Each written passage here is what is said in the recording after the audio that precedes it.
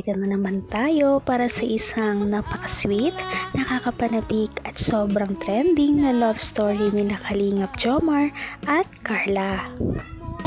Ay aking makilala at kung ano ako'y Para sa pagpapatuloy ng ating love story, ngayon ay tatalakayin natin ang kanilang date pagkatapos ang napakalakas na ulan at noong ulan nga na yun ay niyaya ni Kalingap Jomar si Ate Carla na makipag-date at pumayag din naman ito, ngunit ang kanilang problema ay ang lakas ng ulan. Ngunit hindi talaga ito alintana sa kanila dahil kahit ng pinakamalakas na ulan ay hindi sila napigilan na makipag-bonding sa isa't isa. Kaya naman sila ay nagkaroon ng isang joyride na talaga namang na-enjoy ni Ate Carla at Kalingap Jomar. At pagkatapos nito ay sumilong muna sila para kumain ng isang malamig na lugaw. Napaka-perfect ng timing, di ba? ang nais ko lang.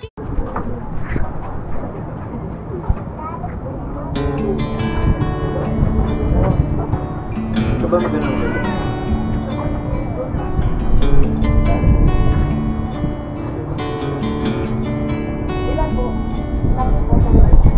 I said I loved you but you let go.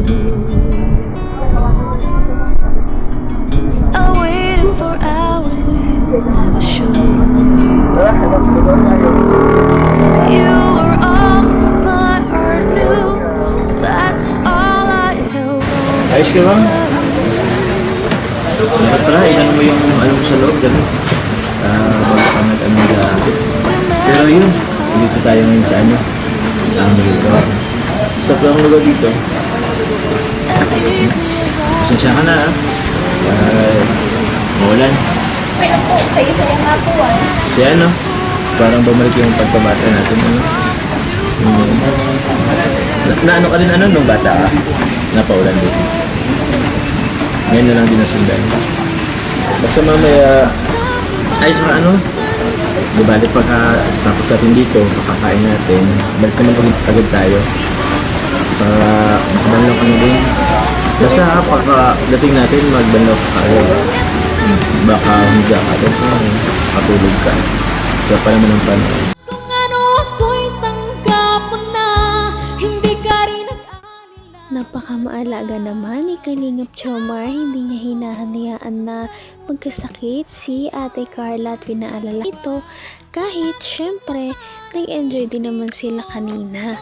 At dyan na ba talaga magtatapos ang kanilang date ngayong araw? Siya pa naman ang panahon. Medyo nakonsensya nga ako ay pero thank you ah. Thank you ah. Kasi pinayagan mo ako. Buhay sa maghintay ka. Ito. Sobra. Ganito nga po yung story. Simpleng date lang. Ligaw-ligawan. Ay, wala. Kung alam mo lang, pwede kasi ako ngayon. Ayos ka lang. Ano mag... Ha?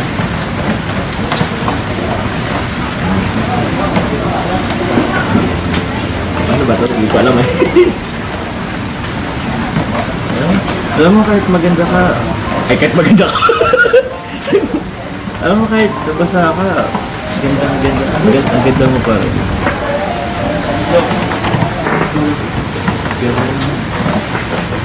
Napadry or wet, maganda ka. Opo, hindi po ako titigan po. Minsan nga lang nakita na ano. Bakit mo alisin yung ano? Uy, hindi ko na pala yung order ko. Thank you, Lo. Naman ang bawat panaginip ko, ikaw lang ang tinig. Simpleng date lamang, ngunit hindi lahat ng simple ay pangit dahil ang simpleng date nila ngayon ay sobrang saya na talaga para sa kanilang dalawa. May ulan at nag-joyride pa sila. Ngayon naman ay kakain na sila ng lugaw na libre naman ni Kalingap Jomar. Kahit alin, mas marami ito ng konti. Kain ka na para manitan ka na. Gusto mo ng kalamansi?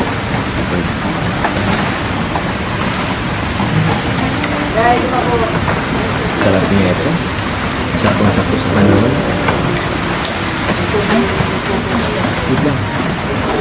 Ito parang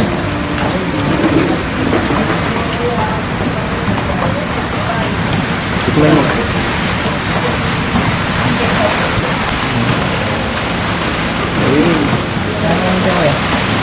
Sarap. Ito bang sarap?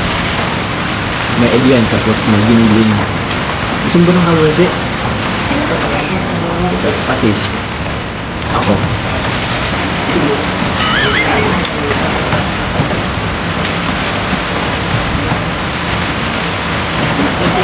Ano yan?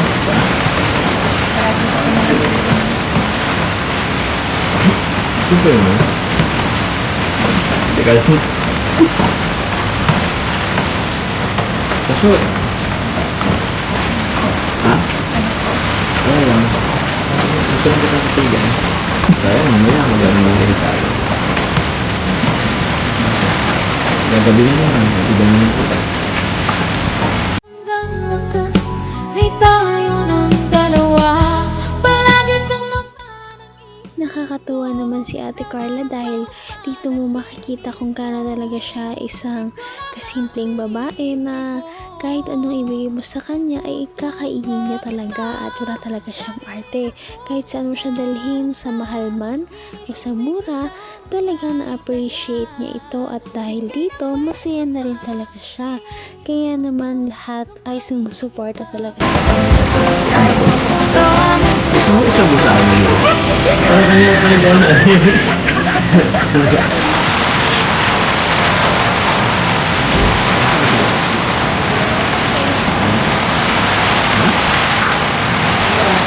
Gusto. Ang sarap. Thank you, Lord. Ang sarap. Grabe. Yung nakagpil ko na rin. Ini. Ya. Malayo sa yun na rin yung passions. At dito lang. Huwag na ito.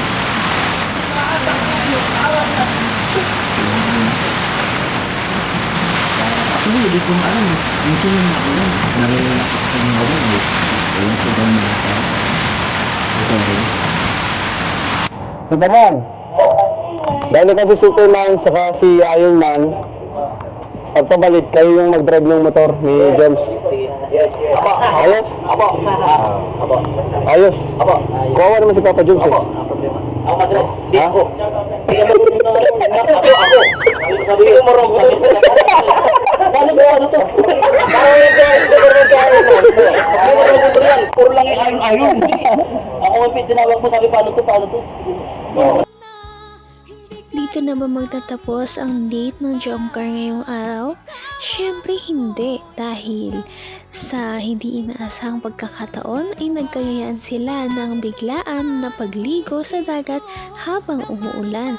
At dito nga sobrang daming nangyaring mga kilig moments at unforgettable experience din sa pagkakaibigan ng buong Kalingap.